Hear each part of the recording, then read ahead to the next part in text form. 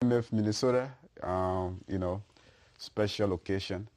Today we'll be, going to be talking about the community, especially Broken Park. How has Broken Park been in terms of entertainment? How has Broken Park evolved? And maybe even how has your community evolved in terms of entertainment over the last couple of years? Obviously Minnesota has been through a lot, but we still got to talk about entertainment, right? With our entertainment, Yeah, absolutely. The not community has come through a lot. yeah, yeah, yeah. Yeah. So I'm your host, Ib Kamara, and tonight I'm here with the director. Yeah, Sam Yikoyu. Yeah, It's been a while since I've been on, but I'm glad to be back here tonight. yeah. But Ibi, I came to this community from Chicago. I came out here, I think back in 2010. Minnesota. Even though I was in Bloomington for a while, but when I started to come to Brooklyn Park area, it was 2012. You know, and since that time, man, Brooklyn Park and Brooklyn Center, even our Liberian community at large, has extended to New Hope, Crystal, you know what I mean? Yeah, yeah, And yeah, so yeah. it has gotten different. Yeah, the But you've community been here has longer grown. than me, though. Yeah, You've yeah. been here longer than me. How has it been for you since you've been out here? Man, I consider myself, I would say, pretty much grew up in Broken Park. The thing about Minnesota, where folks will tell you, when you grow up here, it's hard to leave, right? Right. You end up back in the community that you grew Yeah, up in. something So special about yeah, Brooklyn Park, man. something special about Minnesota. Folks hardly leave, right? Even if they leave, they end up coming back. Most times, yeah, Yeah, for but to sure. your point, I grew up in Broken Park. Went to went to high school there. Obviously, but I didn't go to the high school within the community, but in Fredley, and stuff. The community has changed a lot. Right. Back in the days, you had Mama Africa, you had In St. Paul, right? Blondies. Yeah, I mean, In it's St. like, Paul, yeah, yeah. I mean, you have Mama Africa in St. Paul. But also, it's like, I think West River Road, East River Road, there used to be a club there. I mean, clubs or like entertainment centers have come and gone, right? Yeah. The other thing about the community, man, back in the day, right, the cops used to be crazy, Oh, yeah, yeah, you know, yeah. Cop used to be crazy, but basement party used to be the thing back in the days, Yeah, right? yeah. There were Basement, not a lot of clubs. They had Mama Africa yeah, yeah. in St. Paul off of University there, and then a lot of basement parties. Yeah, A lot yeah. of basement parties. Or even going back further, right? Kwaku, for folks, local to Minnesota, or you have been, Kwaku used to have a joint on Brooklyn Boulevard. What was where, it? A club? Yeah, yeah. Oh, really? Yeah, yeah. Kwaku had a joint. Did he own an African store too? He owned an African store. Okay. I mean, as a matter of fact, he was the only African store, one of the only African store back in the day, right? And then okay. and then you had a couple of Asian, Yeah. Oriental store. You had a couple of But Asian that Oriental is a store. Liberian guy. Liberian guy. I mean, it's like, Oh, I thought the name sounded Ghanaian. well, he's a Liberian Ghanaian. Okay, okay, okay. Kwa is a Liberian Ghanaian, Yeah. but obviously he identified more with Liberia. I think he was Okay. born and raised in Liberia. His parents, obviously maybe from Ghana. I don't know, Yeah. his actual background, but he identified most. There been a lot of brand men, but Yeah, I we're mean, cleaning exactly, man. yeah. We're cleaning man. We're cleaning man. That positive thing was cleaning man. Yeah. It was negative thing. It was side pussy and Well, very small. Remember well, that positive thing? Yeah, Yeah. I mean, the negative aspect came afterwards, but he was one of the most successful guys in the community, right? He had a couple of businesses. At the end of the day, they said location matters, right? Just to stick to the Kwaku thing. Absolutely. You know where the quick stop is on Brookdale Yeah, Drive? yeah. Right. Man, that's a hot spot. A lot That's of a things. very- A lot man. of crimes happening over there, When man. Kwaku was there, man, Man. it's like everyone used to go to the African store. It was a little spot, right? But man, it used to be. I know one of my friends who lost a brother right over there, man. Yeah, He yeah. got I mean, shot, it's a hot spot, right? what, Because I think 5 years ago, man. oh wow, yeah, yeah. Yeah, I I mean, think he got shot right. I think he was like 16 or 17. oh wow, He yeah. got shot right over there, man. No, yeah. When it comes to crime within the community, especially in Broken Park, that's a serious hot spot. But hot spot. it's also very busy. I mean, you have like you got right within that vicinity, you have almost like about 4 or 5 apartments, complexes. Yeah, you know what I mean? yeah, yeah, Stuff. for sure, yeah. Yeah. So a busy spot. it's a very, very busy spot. Even now, right? It's like the cluster of African stores around that very area. I mean, you have Valley Foods. I mean, Waterside Market is not even far from there, though. Right. You know No, what I it's mean? not. Yeah. So that area, that lot of clusters of a lot of activities. And I like that Waterside Market name. The guy who owns that business. Yeah, yeah. I mean, he was very strategic with that name. he been on a Because- podcast before, right? It's on our Oh, he business has. segment. Yeah, Okay. yeah. Because that guy, I mean, when you hear Waterside Market, especially if you grew up in Monrovia, man. Yeah. Waterside Market. That's Saying where you like want beer as a whole, Yeah, though, you know. yeah. No, you get to like, bro, because some people never saw Waterside Market in Well, they have America. not seen it, but they have Yeah. heard about it, right? But Waterside Market is a Yeah. big spot. You Yeah. know, that's where you want to go and buy all your things. Yeah. You know, and then Five Time was right there too. You know, so all of that. But you know, overall, folks, we're just talking about Brooklyn Park, our Liberian community as a whole in Minnesota, how it's been. You know how it has evolved and you know some of the needs Yeah. that we still have in this community. So let's talk about some of the we're just reflecting now on what the community used to look like. But how different has it become in terms of business, entertainment? You know, especially for you've been here for a longer time than I have been. You know, and one thing I also want to talk about too is how Liberians are participating in other areas like politics. Yeah. You know, we got some of our guys have been running for a while. Some of them have been successful. Yeah. Names like Wayfair Russell and other guys who have been running and winning. I think small elections here and there. Then we've had a mayor in a Liberian guy who was a mayor, right, for Brooklyn Center. Was he a Liberian guy? Yep. Yeah. Was it Elliot, right? Yeah, Elliot. Yeah. I think Mike Eddie or something. Yeah. He's a nice guy. I met him once at a restaurant. Okay. Very proud of that guy, man. Okay. You know, he's done well. Yeah. Yeah. I mean, first of all, folks, I mean, it's like, you know, it's entertainment money. I'm here with it. That of course, right? We're going to be talking about different things today, right? We just go to, you know, free flow over a little bit. But also, man, don't forget to, you know, follow us on Facebook, subscribe to our YouTube channel as well. You know, if you have a comment, man, you know, drop a comment in the chat as well, right? And let us know what you're thinking. But to your point, though, how has the community evolved? I mean, bro, to me, the community as well has really evolved. As I said, back in the days, it was going to be like Asian, you know, Oriental market. Yeah. Meaning dominated, right? They were, even then, even those were just like little stores, right? Yeah. Little like, you know, like stores. And now before you have eat potato green, you have to wait for farmers market. But Yeah, now you and can you- eat and potato you- greens year round. Yeah, right. And not only Year-round. that, right? The farmers market back then was in Minneapolis. Minneapolis, yes. It was the only spot. Yeah, that was the but only now spot. we got what? We have so many spots now. I mean, that's We got one by Dragon, Yeah. Sun Foods, Yeah. by Yeah. that Methodist church over there once in a while. Yeah. That's you a know? Lutheran church. That's a Lutheran The church. Lutheran church, yeah. As though the men know the community. It missed that made man me. Yeah. But yeah, you know, so we don't have to wait for farmers market time to eat No, potato greens anymore. no, I mean, these days they're going to buy pepper.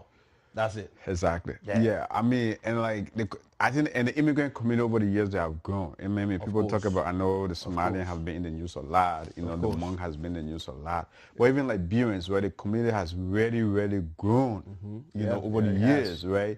And even like, hey, back in the days, where if you open if you open an entertainment joint, open an entertainment spot, it never used to last. Right? Yeah. Because it never really, the community, as I said, back in, as we just discussed earlier, folks were so into the basement thing. You know, the club sometimes, like, the community were not that, a lot of people were not into the community that I was going, that club going age, right? So it's like, as I said, the Kwaku thing, when you opened it, it never lasted. There was a, you know, club, where, you know, East River Road, West River Road, right? Never lasted. But now, is like, the point I'm trying to drive at, there's so many folks in the community that, like, I mean, you have, like, Purple Rose, right? You have Jumbo Africa. Right. You have another joint that just opened off of 252. Casa something. Yeah, Casa you know, or something like that. yeah. I mean, it's a Casa Afrique. Casa Afrique. Yeah. The point is, the community has grown so much, so there are like so many options right now available to the community. Right. And even like with the African store, and then like in terms of businesses, back in the day, there was only Kwaku. Right. There was only, there was no other business let person. me quiz you now. Yeah. You know the longest lasting African store in the community now? I would say is that Togolese guy. No. Who? No, the Nigerian guys. Oh, now, well, here's the thing, though. Here's the The thing. Nigerian guys. Here's the thing. I would Togolese guy. argue that a little bit. The one by Zane? Zane, yeah. No, my man. Listen, you know where the Nigerian They guys started used in to the be? warehouse where the beat salon Yeah, is. they made a monk. That's where they started. But when they were there, where were the Togolese? In a very spot. he been there. He been there. He been there for almost forever, right? Because I was at the store the other day. I was at the Nigerian guy's store. I hate to say Nigerian guys, but I forgot the name of it. Yeah.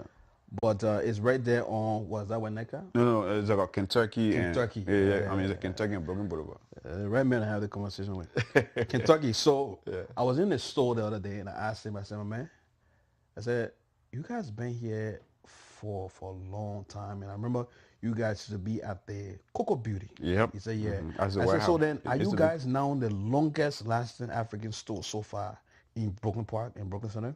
He said, yes. So I mean, I don't know if he's just blowing his trumpet. I think he might have been blowing a little bit because the Togolese guy was not. They didn't blow up like they did. When it came to when the Nigerian guy came, right, they were like a wholesaler. Okay. They were like a warehouse. Yeah, but big. It was big, and then people used to call it a warehouse, right? It's like it's like when they came, because even Kwaku existed then when it came. When it came, Kwaku was still around. Okay. Yeah, you know what I mean. So it's like it was a warehouse. Everybody, in our community, would like new things. Right. Right. Everybody started going there. Going and buying. Going there and buying stuff. When you go, it was a big whole space and things like that, and then you could go there. It was like it had a warehouse feeling, a warehouse feel, right? But I'll argue that a little bit. I could be wrong, but I think Togolese guy been in not in Togolese too, right? Togolese guy started expanding. Once you saw his Nigerian brothers doing it big, he started expansion as well. He started expanding too. Yeah, he started expansion. He started looking for other spots. This is the same Togolese guy that owns Oreo. Aura Launch. Yeah, Aura How's Launch. Aura doing? I don't think it's doing well. I've heard that it doesn't. That it's not even in. They are not existing anymore. I've been seeing some postings here and there on Snap, but I think somebody's trying to resuscitate it. It needs CPR. I don't think it'll make it. It needs CPR. Well, I don't think it did. I don't think it did make it. The thing about it, right? Just a quick. But when it comes to entertainment, people always talk about. the DJ, man, right? Whether you like Jumbo or not, you might think DJ is very, very important. Shout out to my boy Edmond, man. DJ Edmond. My little guys are good.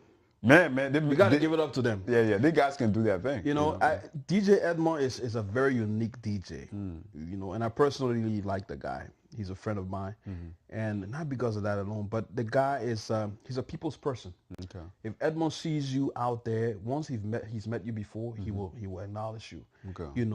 And when you take him out of the club, you put him at a wedding, the bar will perform for you. You take him from a wedding, you take him to a corporate event, the man will perform for you. So he's a DJ that cuts across, and he knows how to package himself. The man will some of these DJs, the man, what they do, they will show up to event. How you go show up to somebody's wedding with in t-shirt? Somebody call you to play on a wedding. Yeah. You come in t-shirt and jean trousers. Come on now, you're a DJ for a wedding. So he knows how to show up. That's one thing about him too. Another thing about him too. So he really knows how to do. Besides just DJing, man, the ball understands the craft too, man. All around. All around. And you have to package yourself. You have to understand your audience. You have to. You have to understand. To me, the mark of a good DJ, you have to understand your audience. Remember, you were a DJ before. Nah, man, I was just a local level. It was just a local level too, bro. When you graduate. Why are you laughing? I mean, I know you got busy with other things, but life happens. That's right. Life happens, man. When you have family. So you were part of the first few DJs in Minnesota. No, there were a lot of guys in the business back then, man. The thing about it, right? Think about the same thing to the point you're trying to drive at, right? Like understanding your audience or knowing your craft and know the kind of music folks want to flow to. So here's how it came about. I think maybe it's my first time telling those stories, except you're very, very close to me. But I was my college graduation, right? And how you have drinks, you have food, right? Yeah. My friend said, "Oh yeah, we should hire this DJ." Okay, this dude is a dude like I'm not gonna call him names. He praises himself. Yeah. Right. Yeah. And I went to talk one-on-one. I said, "Man, you know what I mean?" I said, "Do you want me to help with music?" And he said, "Oh no, I got it." Okay. Right. You guys are paying him? Yeah. Okay. Dude, I think we pay. He charges, if I'm not mistaken, right? It's like $700. That's a lot of money back then for DJing. Oh, a lot. Yeah. A lot. But they were also it's like the good ones. You know what I mean? You have to pay that. It's like if you want your stuff to be, it was hard to get the good ones back in the day, right? Yeah. So man, it's like he told him, he said, man, I'm the best. You know, it's like he praises himself. And I be mad. And I be mad. I thought he didn't beg for the pay. So what happened? So what happened was, Don't go any. He's there. no. He's there, right? I mean, best there, right? Best there, right? Yeah, but he's not. He's no. He's not in that game anymore. He's an older dude. So day of the party, bro. I mean, food, drinks, everything. Plays like, especially. Lord, oh Lord, a dude started playing. All the music he played, people couldn't understand what's up. Okay, okay. You go tell the man the message, but man, wait. When are we gonna wait for the party? The music went around. The music went around. Wait, the music went around. Oh Lord, we get there. You know, dude. It's like even the person who began is like, you know what I mean, who did it, having basically, you know what I mean. She was like, that is nonsense. Oh. You know. So, everybody, you know, it turned out to be a big flop. Wow. So I look at it for long. I said, but dude, it's like all you needed to do was to flow. Okay. Flow. Was to flow. Play and then you keep, and then you have really, really good equipment. Okay. And then it was an absolute bomb. It's like it was a flop completely, right? It's like he screwed up the whole thing. Right there, you know, my cousin, you know, Martin Rogers, shout out to him. He said, man, I think we can do this thing. Yeah, complete nonsense. Yeah, he said, I think we can do this thing. So that's how come, you know, he and I, you know, decided to, hey man, let's give this thing a try. Right. You know. Yeah. And then once we started flowing with it, man, it was like the rest of it was history. You know, it's like the rest of it was history. So what was the DJ need? You see, that been trying to put me in trouble. What the DJ need? You know, the thing about it, right? What would the DJ need? Well, I gotta pull some story behind that. You got great context. Okay, let me give you some context. You know, it's like you come to a party, right? And the party, you know, because you know what they can put a DJ. You know how people are very disrespectful. Yeah. They'll go put a DJ somewhere in the corner, right? But you come to the party hot, right? Okay. Yeah. So everybody on the dance floor, everybody. Don't tell me I need a DJ front row. Wait. So then the first question is, who's playing the music? Who's the DJ? Right. So right there, DJ who? Oh, you remember Joey out? DJ who? No, DJ who? DJ who? Yeah, DJ who. Okay. And then I got an inspiration from my man. That at that time, 50 Cent used to be my favorite. 50 Cent. Okay. Yeah, 50 Cent. So hit. Which year we talking here, man? Who talking about? So when 2006, 2007, 2008. Okay. You know, 2009. Yeah. You know, and all those years and stuff. Yeah. So and then like DJ Who Kid, right? He was a 50 Cent. There's a DJ Who Kid, a 50 Cent DJ. Okay. His name is DJ Who Kid. Okay. So you know that's where that that's where that inspiration, you know, that name came from. So when people go to the music and say, you know, who's a DJ? Who's playing? You know, DJ Who. Okay. I like that. Yeah, you know, and then also came from, as I said, my man 50 Cent, his DJ, or the G-Unit DJ Who Kid. Okay. And I mean, that dude like DJ Who Kid, okay, ready. I mean, he's one of the best in the game. So DJs are important. DJs are important. Even Akon, right? We look at Akon. You know, people knew Akon DJ. He died though. Oh really? Yeah. What happened to him? I don't know what happened, but he was a guy who had some kind of hairstyle, and he was known in Akon's concerts and stuff like that. Yeah, he would put up a show, man, and everybody knew who he was. You know. I mean, and you brought that up, right? Even like when I attended the Davido concert last July. Yeah. It says like the E Cool. His DJs, it seems a Liberian guy. Oh, he's Nigerian though. Really? He's Nigerian, but he I think he's dating a Liberian girl. Really? Yeah, he's dating or engaged to a Liberian girl. Okay. But he's Nigerian, DJ E Cool. But he heavy in the Liberian community, bro. He loves like LIB, bro. You know what I mean? I think that's what it is. Yeah, he loves LIB. I think that's what it is. And that's part of the reason why Davido, you know, also started connecting to LIB in a way. Okay. Yeah, because his DJ's Yeah, heavily and I in the do. community. I mean, it's like he flows, man. Yeah, he's good. He's good. flows. But you gotta have a good DJ, and, Yeah, you know yeah, that just yeah. elevates the conversation Your we're having stage here and your too. stage, yeah, and your stage presence, obviously. Yeah, it's important. Yeah. So most of the clubs that are going down is two things. Sometimes a few things. One thing that we know for sure that's keeping Jumbo alive, bro. It's the music, The man. music. It's the music. Jumbo has about what 4 or 5 good guys. They got a shout out to DJ. What's his name? What the guy, man? Daddy Rich. Okay, yeah. You know Daddy Rich, our Bobby brother, right? Really? Yeah, you know Daddy Rich? Yeah, I mean, we were trying to, Bobby Big Brother. when we were trying to have our first anniversary Yeah, program. man, big brother. Okay. So, Daddy Rich he's having a big event coming up here next month, I think April. Okay. May having a 50th birthday. Yeah. But, we should bring one of those DJs on the Inner Cycle podcast. yeah, we man, should, So we we should. Can, you know, so we I can easily get Edmund, man. Okay, yeah, Edmund, man. Yeah, let's try to get Daddy Inner Cycle Rich, on here. Yeah, You know, and things like that. Yeah. Let's talk about we can bring those guys and talk about the music and, and stuff like that. Yeah, That'd be great. The man got a team. They got a whole team. Which is right. People will say, "Oh, first of all, let me just address that." You know, in our community, people will say, like other people, I don't like to go to Jumbo because little kids. But well, guess what? I don't see little kids. Wait, a couple of times when I see little wait, kids. when they say little kids, right, baby, I They mean were better before. 21, yeah, We're 21. kids. I mean, 21 and plus, right? Those are not kids, obviously. Right? You gotta be 21. But here's the thing I'm trying to drive at. Right? Those who go to clubs regular, those are the folks. Right. Hey, dude, I remember back in the day when we were in college. You know what I mean? You know, you transitioning from high school to college, and then when you graduate from college as a young adult, you want to be out every night. Yeah. You want to be out every weekend. Now in your 40s, you know, in your late 30s, in your 40s, that stuff is not yours anymore. But the clubs need to survive, right? So they need to cater to that young audience, right? Right. You know, so Jumbo told me they got the right mindset. Is that you got to keep the music going. You got to keep the vibe going. Right. So so the younger folks can come, because like anybody who say, oh yeah, you want to come, you just want certain crowd.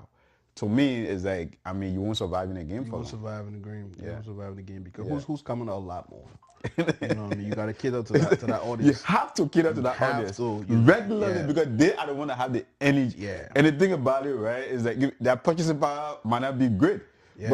But whatever they have is that you have to go out consistency. They have consistency. You know, and that's what, and now, right, the fact that you have them going out every weekend, encourage other people. If you want to have your birthday party. We went off 8 months ago. Yeah. We're yet to go back.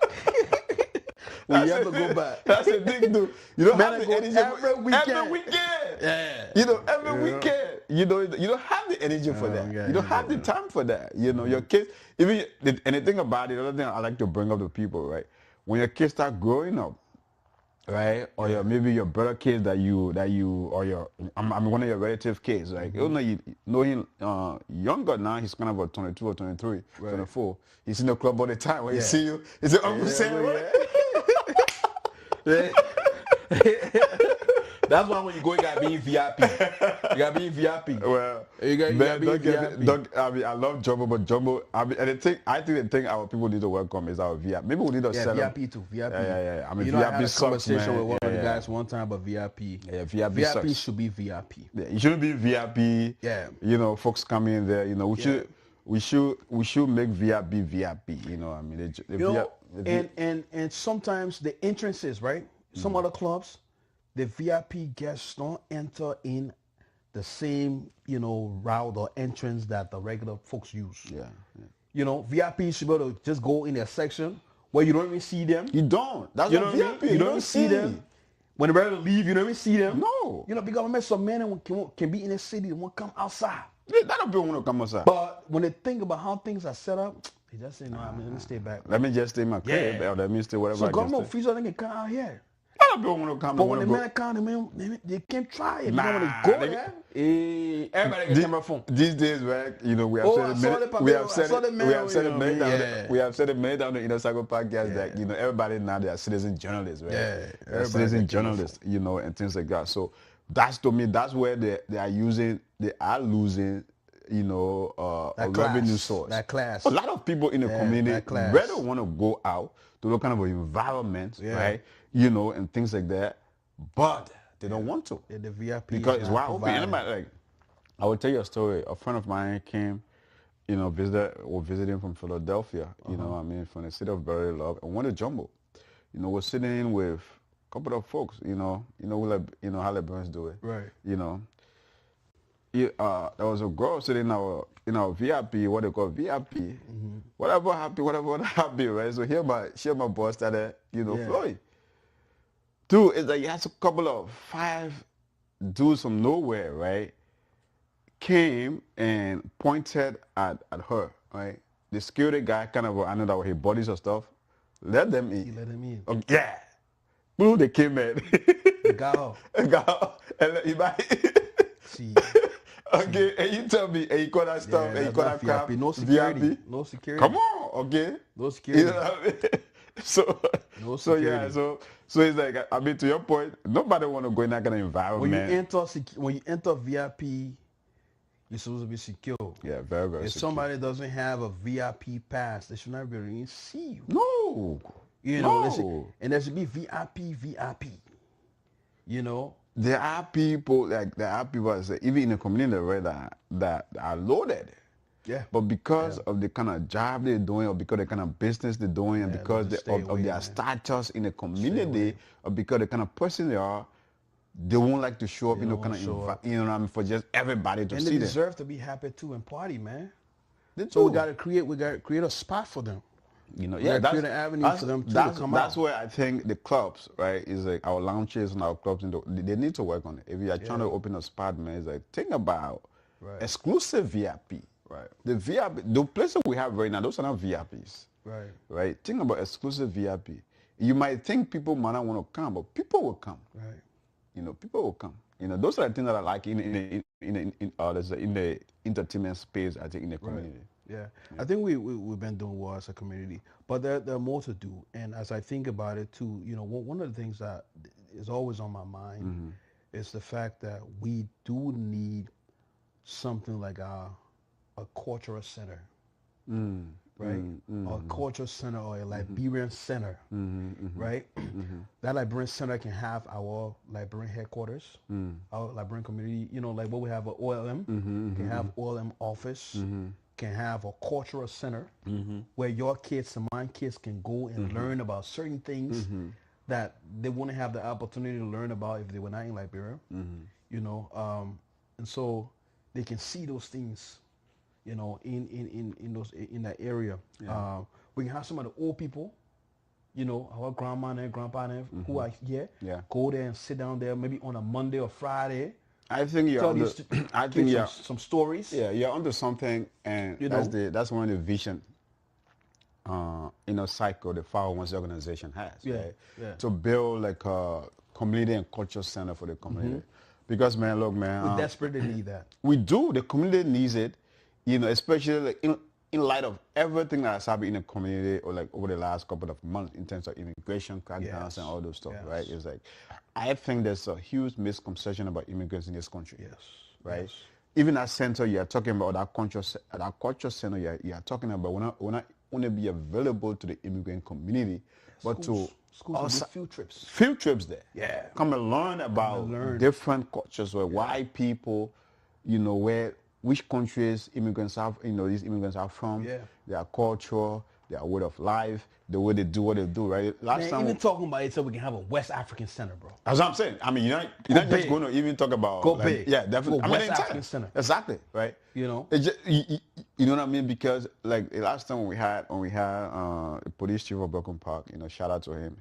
He supported the Inner Circle podcast. Yeah, he's always We've been willing out to here a come couple on. times. Good Yeah. dude. So when we had him, he was talking about when he was in the police force, right? As a you know, a police officer. Right. When you know, when they used to call him to these basement parties, right? They like basement party, right? Neighbors would call and say, the music is too loud, right? He said like the thing he said that stuck with me. He said the community didn't understand, like folks that were already living here for a long time didn't understand how these Liberians party, Right. right? Yeah. Because like we love loud music, Right. you know, and sometimes Very loud even music. you know what I mean. Beyond that, when they come to these places, they will see like people, you know, who love to talk politics as well, right? Yeah. You will see guys or maybe ladies, you know, shouting, right? Like they are fighting, but they are not. No. They're arguing. Is he not arguing? They're arguing. When he said that, I said, oh, you know what I mean? But he said that was a culture shock to them. Right. You know, him, his voice, that voice. Something he's trying to center where in like folks can come and learn about the different cultures. And I think maybe the East African community is doing that, but the West African community, to your point, the West African immigrant community is not doing it. I think everywhere in this country, right, in light of this whole thing, this negative misconception about immigrants, I think that's when the immigrant community from overall need to like, okay, I think we need cultural centers. We do. For folks to come and learn about what it is, who we are, right? You know, what it is that we do, because even I was listening, as I listened to something today, like immigrants are net contributors. Even the illegal immigrants, they are net contributors. 1.7 trillion since I think over the last 30 years. That's a lot. That's a lot. That's a lot. You're talking about people, right, that don't have any documents, and yet they have contributed 1.7 trillion net to the economy. So it's like, what are we missing? Is that because we are not telling our story? What are we missing? Like, you know, 1 million immigrants are criminals, immigrants are XYZ and all those stuff. Right? So there's a disconnect. So your suggestion about your culture center, that's very absolutely. I mean that's important. About exploring culture. This kid, well, I shouldn't say kid because I think he's 21 plus now. Ashel Speed, right? You follow him? No, not really. No. So Ashel Speed recently, you know, he's a YouTube streamer. Okay. Very, very well known. Okay. I think he's up there, one of the very top streamers in the world right now. Okay.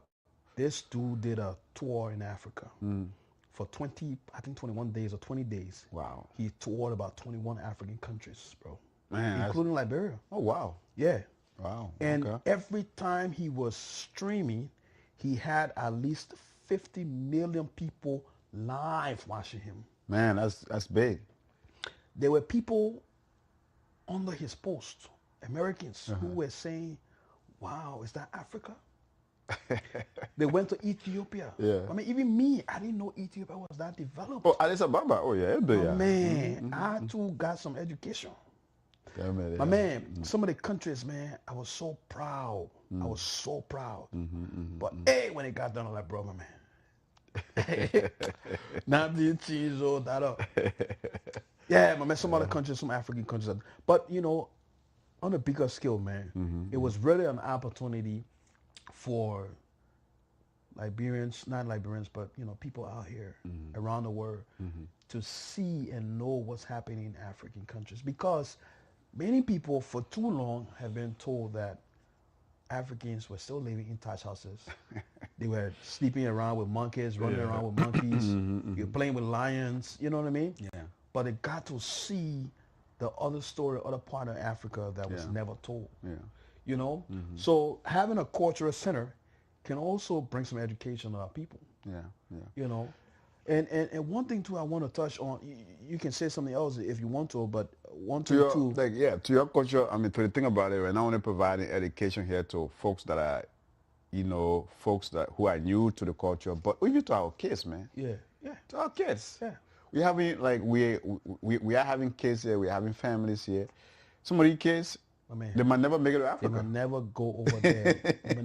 Okay, so you know, so the opportunity. And the culture center is the opportunity for them to learn about the culture. And build some interest. In wanting to go see more. In wanting to go see it. See more. You know, and things like that. Because that's, once you start having an people will start having appreciation. Yeah. I mean, you know what most Ghanaians and Nigerians can do? They make sure they take their kids back every year. They take back every year. Yeah. They ain't taking you back to Lagos. It will take you back to the village that their forefathers are from. So you can go see the real culture. Liberians don't go back to their villages. We have to take our kids back. It's not for us, right? But even you, when you go, like, when Liberians visit, do they go back to their villages? I mean, you know what we can go to. Most times. You know how we can operate, right? On average. Yeah, well, I would tell you that. I would tell you that. How many Liberians are taking their kids back there? Okay, How many librarians? I think it starts with you. Right? Before even saying like, I would tell you, and shout out to my, to my village, Malima. I would tell you that every time I visit, the couple of times I have visited, I always go back to my village. But I will go back to my village, right? Is that because when you stay within a city, it I mean, I'm seems not like. talking about you. I'm talking about taking your kids. Have you taken your kids? But you back have to start with that first. No, though, but right? you've been here for go and have that for over appreciation 20 first years. yourself. The right? average Nigerian will be here for 5 years. Eh? Once you start having kids, you're taking your children back. No, yeah, I mean, like, They're don't do doing that. these Yeah. things Yeah, often. yeah. We're not doing that thing. No, You've been no, here over 20 years. You don't carry your children back. No, your children not go back. Eh? No, yeah. And you talking about why? I'm not saying I've been here for a long time. I ain't taking none of my kids back here. So some of these things need to happen because it will build interest. Okay. You know? Because when you think about it, bro, you go like, bro, you start investing. You start investing a lot in that country. But you won't taking your kids back. When you get old, your property stays there. Who gonna take it? Who gonna inherit it? Kids ain't gonna have no interest in it. You know? So taking our kids back, man, they just appreciate it, man. Yeah. You know, and they start seeing other part of the world as well, and they just see life in a total, different lenses as well. So that's really good. It has to happen. Yeah. Well, folks, man, tonight, Psycho Podcast Entertainment Monday, but just free flowing with all kinds of interesting thing for the community, right? Like, my man Sam is saying, the culture center, taking our kids back home, so they can go experience LIB or they can go experience Accra. I know the Ghanaians do. He said the Ghanaians do it, the Nigerians do it. The Kenyans do it. The Kenyans do it. But we Liberians, Liberians are not doing that. Maybe there's maybe there's a reason why, right? There's a reason why. Talking about reason why, I'll let you land first, and I got some reasons why I think. Yeah. I was just saying, I said maybe there's a reason why. Or folks, man, if you have anything to contribute to the conversation tonight, man, just put a comment in the chat. And even now we have a special number that you can, call us on the podcast if you want to contribute. So, but we are leaving the studio now and hitting the road, and we are, broadcasting live, from what? Plymouth. Yeah, somewhere in Plymouth. Somewhere in Plymouth. Somewhere in Plymouth. Give me two specific locations. No, you can't do that. But go ahead. Anyway, so as we're talking about some reasons why, when you ask a typical Liberian man, say, "Man, why you take your children back over there?" Yeah, they'll tell you, some people are afraid to take their kids back. Afraid of what? My man, we believe in their voodoo and their witching. Some people come from families where they even afraid to go back to their own villages. So if you afraid to go back to your own village, you ain't gonna carry. You know what I mean? So people are afraid of these things, and so for that reason, they don't want to take their kids back there. I mean, you would say what we say about the Nigerian, don't you think? I mean, when it comes to the African culture, right? You are just saying when it comes to the African culture, the voodoo, or maybe like or whatever you want to call it, those are things that are common within the African culture. That's a movie, yo. Yeah? That's in that movie you can see, yo. Nigerians don't operate like that, bro. Nigerians don't operate like that, bro. They just don't. Then I think it's a mindset. Then I think it's a mindset of it's us. A mindset. Because I don't even think Liberians do. Nobody just want to kill you. I don't even think Liberians do that. That's what I'm saying. I don't even think Liberians do. It's a mindset. It's a mindset. It's not. It might not be a reality. No, I don't think it's a fear. And I would tell you it's not a reality because the 1 or 2 times I've done it, I said, I have gone to my village, the village that when I was a little kid, right? Where I grew up, I saw and things. I've gone by there, identify with people, ate with my hands, things like that, right? Yeah. And nothing. People ain't just walking around with wish on No, dude. First of all, so I think it's a mindset, right? It's a mindset thing.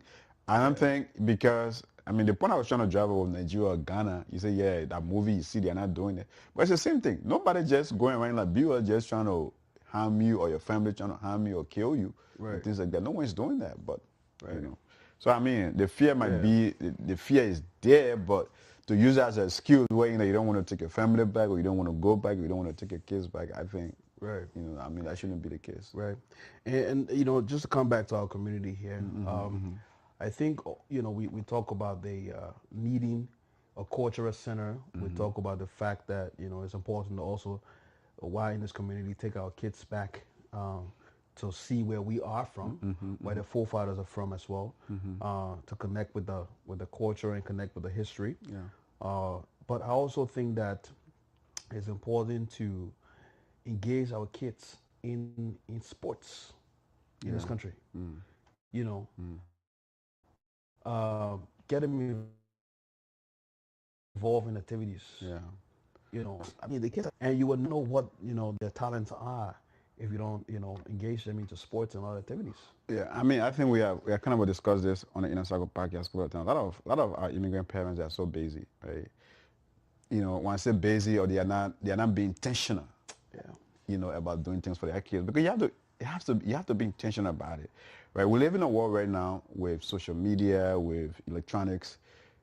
You have to intentionally get your kids involved into extracurricular sports activity to keep them off of the electronic gadgets, to keep up off of social media. I mean, there's a loneliness epidemic going in the world right now, not only in America, but kids. You have some kids come from school, all they want to do, lock up in their room, on social media, right? On their phone or whatever. I mean, even adults do it.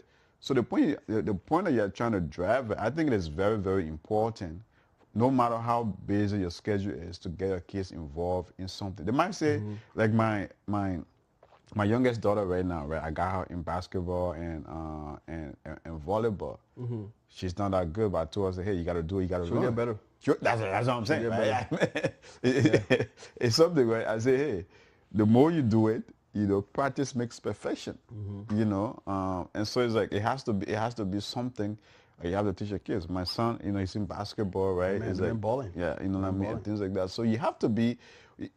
Kids will keep you busy. Once you have kids, they're going to keep you busy. Yeah, but you mentioned an important thing too, though. One thing we gotta get better at is that be intentional about relationships. Yeah. Because you have a lot of single mothers who are raising kids who still have to work, have to balance other schedules. That they have to. They don't have a choice. Yeah. You know what I mean? Yeah. So they don't have the extra time to go put their kids in all the activities, my man, or the extra money. I will. Here's the thing I would say to that, right? Here's the thing I would say to that. Kevin Durant. Okay, what about Kevin Durant? His mom, single mother. I don't want to go to that Brown for. Let me just go to Kevin, because when he won that MVP. What's her income?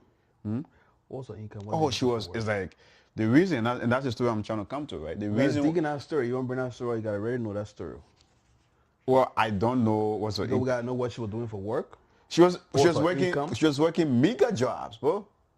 They were barely surviving, and that's how come when he won the MVP, right? When he won the MVP, you see the dynamic with Kevin and said, I'm gonna let you finish. Okay, and says like she was the real MVP was the struggle she was going through to raise those as a single mother, to raise the kids, right? And sometimes when we put our kids into those sporting activities or into the extracurricular activities, right? Yes. You have other parents, right? I might say, you know what? If this child need a ride, right now my daughter, like her basketball team, why not have the time to drop her off? Okay, her friend mom or her friend parents, right? Yeah. Are waiting to do that. Yeah. That can happen. Those things happen all of the time. And when the kids are good too, coaches will even volunteer to do that. And that's the point. Yeah. And that's what sometimes you gotta what's happening try. for Kevin. You gotta try. You have to. You have to try. That's Some what's of them don't even try. That's what's happening. So to blame me, say, oh, I'm so busy. Yeah. I'm a single parent. Yeah, I'm busy. try. The reason I I don't know the full story of the Kevin Durant stuff, but that's the point I was trying to drive at, right? Not like Kevin Durant mom was driving everywhere, but his team. Right. Okay? The parents. There are parents there who have the time, who have the resources. Yeah. They will pick that kid up. They will. Yeah. So if your kid is good at something, just give them a try. Give them a try. Once they're good at it, other parents can be willing to help them out. And take that kid. Yeah. Because I remember my sister daughter, she started playing basketball. But my man, the girl was good. She just left the team. She got mad at the coach. One time she said she ain't playing again. I was ill. She wanted volleyball. from basketball she went to volleyball, man. I was pissed, but what could we do? What could we do? You know, but when my sister didn't have the time, her friend, her teammate, mom used to take them. That's what I'm saying. Like, it happens all the time. So yeah, because she was really good, you know, it they used happens to take them all the time. and stuff like Even that. if they're not good, they're some of the fees prep. said she used to cover the fees for both of them. The one thing about this country, despite everything you hear, Resources are here. Not only resources, there are so many. Look, America is the great.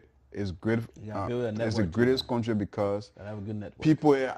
I mean, there are a lot of nice people in this country. I can tell you that. Right? Parents will be people will try to help one another. I mean, you just saw how Minnesotans came together. Yeah, we did. Against ICE. Yeah.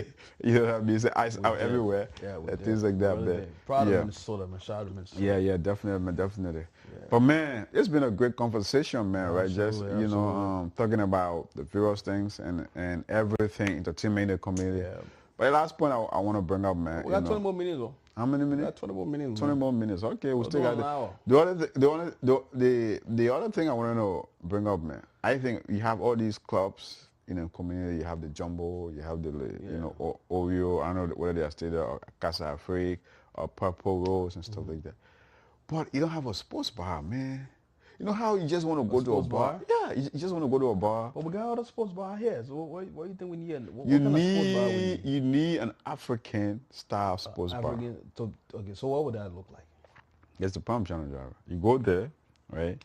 You're gonna get your African food, like African finger food, like chicken wings, fried chicken, kala, you know, Killer Willy, big fish, fried fish, or whatever. You know, roasted meat. Running through all the day. Okay. And then, right, you have Africans love sports. European sports, they are into European soccer, right? I mean, that's Sonny talking, yo. Where? Yeah, you know, European soccer. Put it on the podcast? The idea, they got got paid. The thing about Soccer podcast, right? I mean, that's why we have we have the basic segment there to give. You know how I have pause here. Contact for more details. Let hold it there. Contact the podcast for more details. We'll consult with you. If you like the idea, we'll consult with you. That's what I'm saying, man. Yeah, that's what I'm saying. Man, you get all that over free. Yeah, big, yeah. Finish up.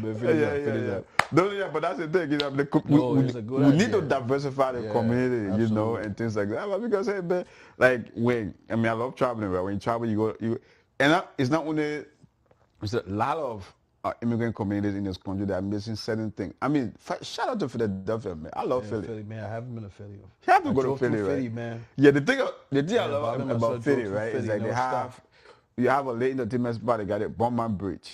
They got Bowman Bridge? Oh, shit. I go to Philly. You got to go to Philly. You better have Bowman Bridge. It's like all kind of. So they also have one waterside market over there, too? Oh, yeah. Okay. I mean, they do have a waterside market. You know, they do have a waterside market. But the guy is, it's not connected to the waterside market. You know, I mean, different. I mean, two different owners.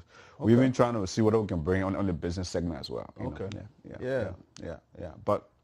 But yeah, right, the community need to because it seems that we only have one aspect of entertainment. Right. You know what I mean? That's the point I was trying to drive. But that idea by the club thing. Is everybody is like only in the evening. People there are sometimes in the day, right? Like, you know, many times even with, soccer, we don't play basketball, want to go sit down somewhere. What I just want to go sit down somewhere and do something, right? Maybe absolutely. That's nowhere. Yeah. You know, that's true. Yeah, I mean, you gotta wait for the nighttime. You gotta wait for the nighttime. Yeah, go out. And not everybody. By that time, someone already sleeping. Dude, that's the thing. Visa, by the time I hit 10, man, I'm out, bro.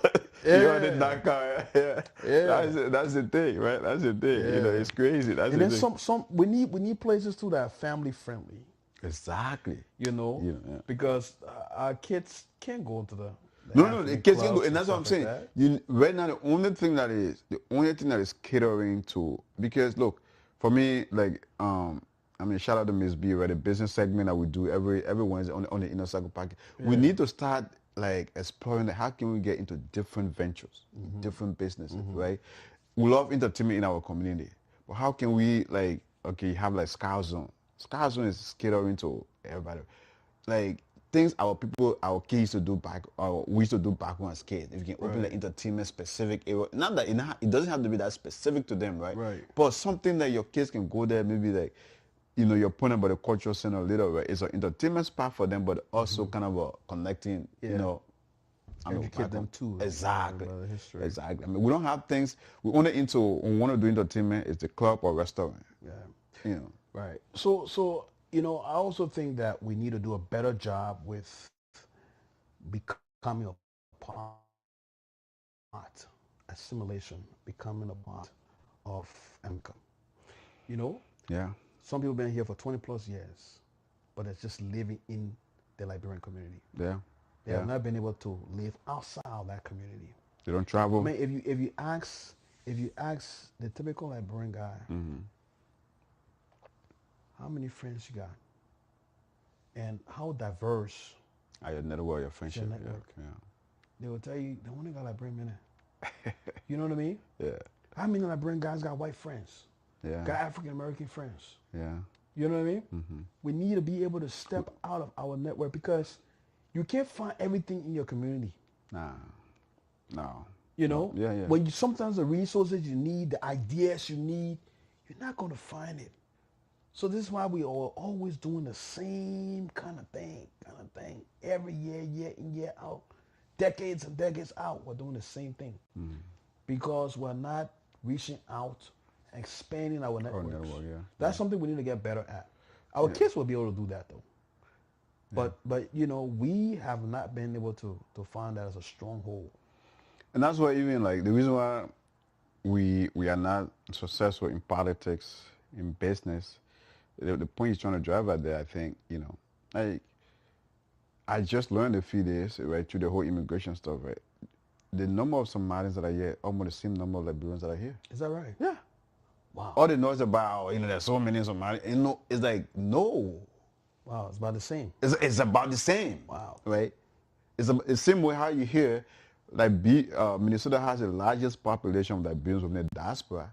It's the same way that Minnesota has the largest population of Somalians within the diaspora. Wow. Okay. Okay? I didn't know that. It's that same, it's just true immigration crackdown is okay. Like the noise about Somalians, there are not even that many. You know what I mean? It's like, Wow. But they got strength. They got strength because they got outside of their community. Economic power. They got economic power, they got political power. They got outside of their community. Yes. They expanded their network. Outside, bro. They said, you know what, we got to be part of this thing. I mean, go downtown, man. That we got to be part of this thing. I mean, they have a mall. I mean, you're thinking about, to me, like... Even in the human service sector, right? The Somalians are a lot in unemployment, bro. Yeah, I mean, they have human diverse... service. I'm not even talking about on the lower level.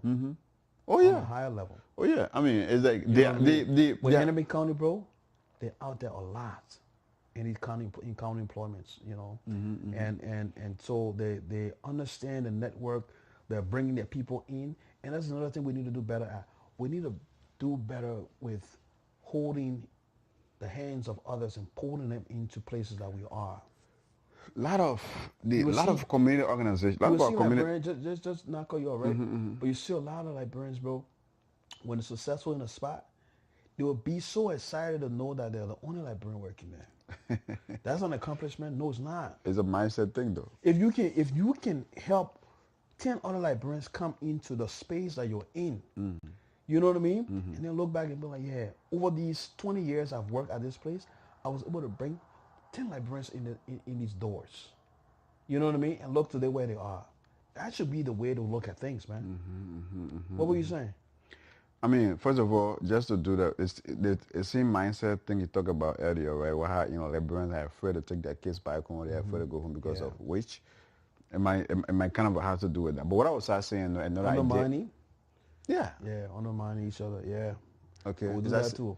It's that same mindset. But you don't worry about that, though. You don't worry about that. I mean, I think, you know what, man? You don't worry about that. But you have to, because if that's a thing, if that's a you don't worry about that. You have to. Listen, man, do you think if you know what you know, right, and if it's something that is destined for you, someone will come there and undermine you, though? You know what happened? Yeah.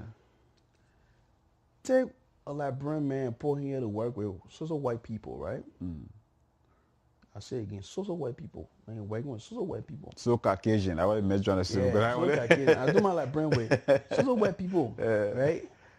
So when he's working with a Caucasian man, you know, and that guy will perform to the T. But when he starts to mingle with his African brothers, he will start slacking a lot more. He will let his guards down a little bit more. You know that? He will. He will. Okay. And then the chances of him, you know, slacking and kind of risking losing his employment will be high. You know? So sometimes that could be a fear. So that undermining thing is real. Somebody can come in, no matter what you know, they can still undermine you. You know that? People can start snitching on you. Telling on you, lying on you. So if that's a real fear, I mean, it is, but that shouldn't stop. And to me, that's a blown up. Like that's a blown up. I mean, that's every you think about it. Even the Caucasian you're talking about, gossip. They do undermine too. They do undermine. I mean, in the corporate world, worse. Because we have seen folks bite by each other, man, talk about each other. Tell you, man, it's okay. You lie. That okay to tell you that they ain't got power with it, but it doesn't mean that you go against company policy, bro. So the thing about it is overblown. We overdo it. But yes, one of the thing I think maybe another idea, that I won't expand further here, because the one thing shout out to the Inner Circle folks, right? It's the 501 organization. But one of the things that first of all you got to start doing mentorship within the community, right? Yeah. Networking. Bringing professionals together, like-minded professionals. That mentorship program should have taken. We work on that. I mean, it's something that's in the pipeline that we need to try to, really push. Yeah. There are a lot of things. The organization is trying to do this year, but that's something that's in the pipeline, because you need to. How many the field you are in? How many folks within your field that are like Beyonce? Not so many, no. But they do exist. Yeah. Okay? They do exist. That's the point I'm trying to drive at, right? It's like we don't know Beyond professionals, even African professionals don't know each other. Right. That networking or that mentorship is not there. Right. But the thing about it too, a lot of people got fear though. Fear of what? You live in this country. There was a girl who went to school. Well, she went to another program. Another institute, and when she graduated, I kind of invited her over to apply where it was, and she asked me a few questions. She was like, "I don't want to go over there. I think I just want to do something different." So some people just afraid of responsibilities and certain kind of circle and stuff like that. So people just kind of decide to go a different route. If you don't have if you go look at our nurses too, right? Look at nursing. Look at nursing. When you see majority of our RNs, where they ending up? Majority of our RNs. I don't know any numbers, but I like to say majority because for many of them that I know, you don't see them working in hospitals. Where are they working? The majority of them working in assisted livings. And because they like the easy route, right? And someone like to work the night shift or the PM shift. They won't be. Back in the day I used to work as a CNA, right? So I used to. Don't be telling people secret here. No, man, but I'm proud of what I used to do. But but they used to say they won't work in the day because they want to deal with the DONs and the people in the morning. Yeah. So they come and work in the afternoons and the nights. So it's just kind of low key. The thing, so are we really challenging ourselves to the team? And that's it. And that's the thing I was trying to. When you go in a career, are you really challenging yourself, pushing yourself to to go higher? I mean, it has to be in every aspect of life, right? It's like I had a conversation last week, and one of the questions I was asked, what are my personal goals, right? It's like, and the thing, we've been brothers now for a while, it's like everything I try to do, is like excellence, right? You try to apply excellence to it, where you put in maximum effort. Excellence, that doesn't mean that you have to be excellent at everything. Right. It's that you put in maximum effort. Yeah. When you fail, you fail, right? Yeah. By the end of the day, are you giving it your all? Right. Are you giving it your best? Right. Are you doing everything you can, right, to make sure and that's the mindset has to be about, like always on on our Inner Circle podcast, business and finance segment, we're talking about generational wealth, growing wealth. The mindset has to be, you can't just settle. Our community will settle a lot, right? Yeah. If I'm here, I'm making XYZ, the job is easy, I'm content. Right. Yeah. Complacency sets in real Exactly, quick, man. I'm content. Right. I can pay my bills. I'm here. I can afford this. I have my car. I'm good. I'm content. Yes. Yeah. Okay. So that's those are none that who doesn't want to. You can't tell me of any human being who doesn't want to become a millionaire, or who doesn't want to be the best in their field, right? Or who want to, it's like there's nobody in our community who doesn't want that, but we become so complacent, we become so content of the little that we have. That's what's happening to a lot of our folks, right? The drive is not there, right? The hunger is not there, right? You don't have that hunger. Right. I mean, you see, even in our community organizations, right? You're talking about O&M. I've been here forever. Talking about even like last night, I was talking about Ablao. Those dudes, right? I think they've been together so much. I was even surprised they don't even have a 501c3. Oh, really? No. No, not O&M. You mean Ablao? I'm talking about Ablao. Yeah. But do you know the power and influence of Ablao? What a minute goal. What a goal. Well, I don't know that, but I'm man, just telling you. You know that goal. I'm just telling you. I'm just telling you. 501c3. The minute go, you require 501c3. But you know the kind of. You know the minute mission statement. You ain't got to. Yeah, but you know the minute mission statement. Why the minute mission statement? Me are silent dream yet. Hey, man, I come listen to it. Ready the minute, man. Oh man. Yeah, man. Look, listen, man. It's been a good time. We've come to an hour of being here. AB, go ahead and just let's do our closing here and we'll wrap up. We'll be back next Monday on this, on this segment. This segment is every Monday. Tomorrow we'll be back. My man Peterson from the Windy City of Chicago, and tomorrow will be your studio think, and then Miss B, and I will be back on a Wednesday. Business and finance segment. Maybe we'll expand on some of these ideas. And then Thursday we have a special guest, Boy Morrison. He's running for city council or city mayor. Oh, okay. Yeah. Okay. He's a Liberian guy? No. He's an African American. Okay. But he's been in the community for a long time. Okay. And then Saturday, there's a community forum. Inner Circle is not hosting it, but I think you were the first person to reach out to. Yeah. I'm going to be the moderator for that conversation. For that conversation. Okay. Things like that. So, where would that be held at? I think it's in Broken Center. Broken Center. That community center there. Okay. Yeah, it's a huge deal, right? Like shout out to those that are putting that together. They are bringing community leaders, political leaders. Those running for political office. There's an election year, folks. With everything that's going on, there's an election year. So make sure you register and vote. If you're eligible, right? Make sure you register and vote. Don't forget that this year. But yeah, man, it's great that we can leave the studio and be, and do this. Absolutely. We'll be doing more of this. And then Saturday, we'll go live again on Saturday, at our, at the adult basketball. We'll do a live session there. Okay.